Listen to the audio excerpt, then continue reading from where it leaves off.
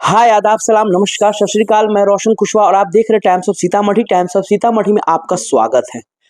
जी हाँ, मैं बात कर रहा हूँ बिहार की विधानसभा चुनाव की, एआईएमएम की, ऑल इंडिया मजलिस इत्तेहादुल मुस्लिमीन की। बहुत सारे भाई लोग का कमेंट्स आ रहा था कि कितने विधानसभा सीट पे चुनाव लड़ेगी मजलिस, कितने कहाँ कहाँ से लड़ेगी।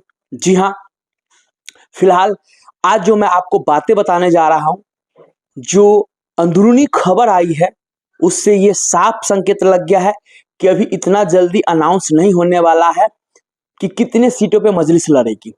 जी हाँ, बाकी जो तमाम मीडिया है जिसको जैसे आता है वैसे बोलते जा रहा है, ये लड़ रही है तो वो लड़ रही है। नहीं, आज हैदराबाद से ओवैसी साहब ने साफ संकेत दे दिया कि मजलिस हर सीट पे चुनाव नहीं लड़ेगी।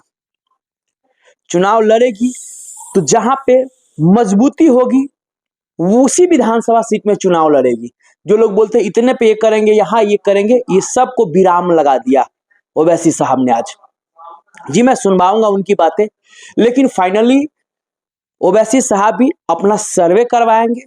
जिस विधानसभा सीट पे लगे कि यहाँ मैं निकल जाऊंगा, यहाँ मैं जीत सकता हूँ, उसी विधानसभा सीट पे वो कैंडिडेट देंगे।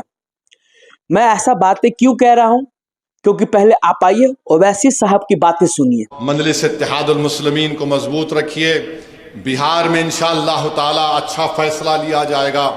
कितने कैंडिडेट खड़ा करना है, नहीं करना है, हम तय करेंगे।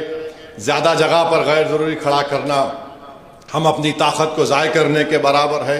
सो आपने सुना, साफ साफ ओवैसी साहब का कहना है कि भैया हम हर जगह नहीं चुनाव लड़ेंगे। क्यों? आखिर ये बातें क्यों? क्योंकि जो बातें चल रही है, जो खबर आ रही है, वाकई में संकेत मिल चुका है आरजेडी से। मजलिस चाह रही थी कि भैया बिहार में आरजेडी एमएम के साथ गठबंधन करे बिहार में, ताकि उनको भी फायदा हो और एमएम का तो है ही है।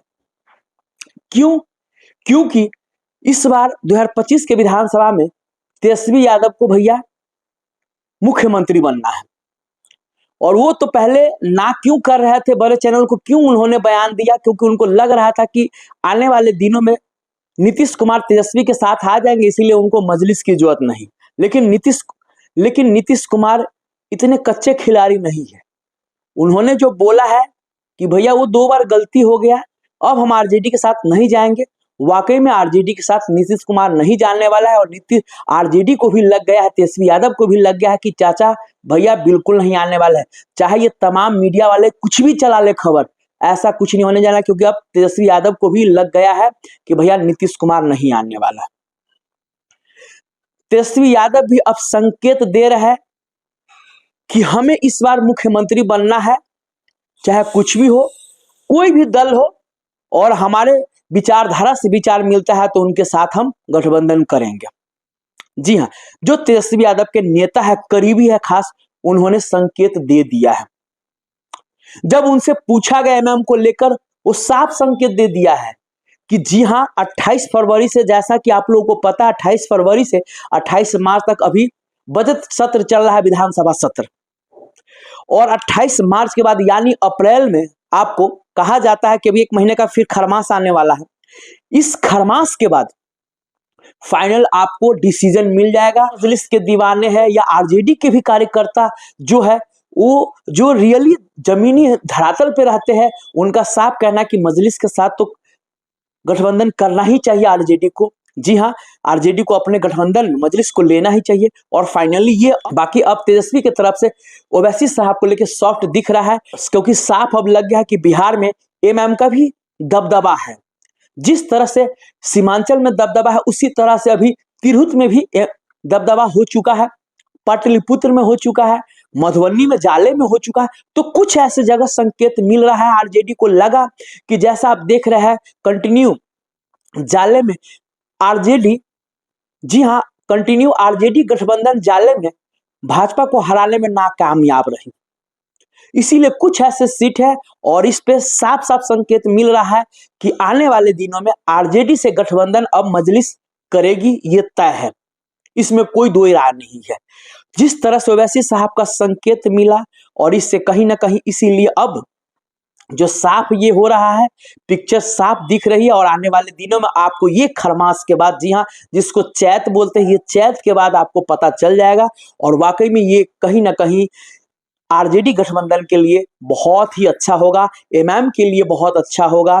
और इस बार वाकई में जैसे एमएम और आरजेडी गठबंधन होगा, बाकी कांग्रेस है, जैसे वाम दल है, जैसे गठबंधन होगा भैया, कहीं ना कहीं जैसे ये जेडीयू और भाजपा गठबंधन वाले को डर सताने लगा, क्योंकि इनको ये डर सता रहा है कि कुछ भी हो आरजेडी के साथ एमएम का गठबंधन ना हो, क्योंकि जैसे आरजेडी के साथ एमएम का गठबंधन होगा तो भैया सीमांचल में बीजेपी साफ हो जाएगी। ये रियलिटी, ये सच्चाई है। और मैंने आपको कल ही एक खबर दिखाया था, जी हाँ, क्योंकि जिस तरह जो आरजेडी सर्वे करा रही है फिलहाल सीमांचल में, उससे अब आरजेडी का भी मोह भंग हो गया है कि अगर हम मजलिस को नहीं लेंगे साथ में तो वाकई में आरजेडी का जो 2020 के विधानसभा चुनाव में हुआ था कि भैया 18 सीट पे चुनाव लड़े थे सीमांचल में और मात्र 1 सीट पे ही चुनाव जीती थी आरजेडी, वो ठाकुरगंज से।